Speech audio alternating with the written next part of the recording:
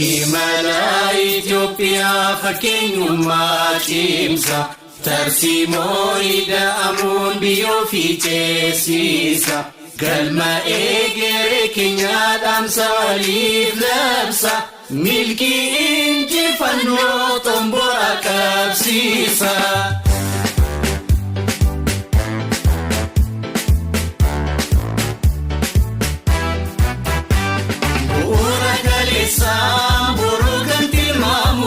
Demokrasi waraab nagaa biyya kaamu saddani summaadhaan itichi tokkomu badhaadhinni biyyaa mul'ate dhugoomu ol kaati jennee ol kaati Itoophiyaa mul'ata qabattee ol kaa'insa biyyaa ol kaati jennee ol kaati Itoophiyaa mul'ata qabattee ol kaa'insa biyyaa.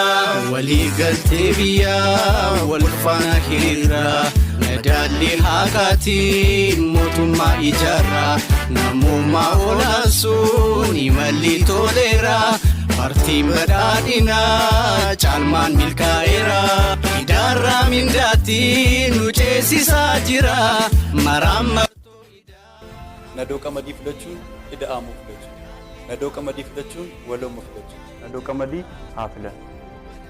nadoo qamadii filachuun sooma filachuun nadoo qamadii haa filan. nadoo qamadii filachuun birmadummaa nyaataa filachuun nadoo qamadii haa filan. nadoo qamadii filachuun badhaadhina filachuun nadoo qamadii haa filan. nadoo qamadii filachuun tokkummaa filachuun nadoo qamadii haa filan. nadoo qamadii filachuun badhaadhina filachuun nadoo qamadii haa filan.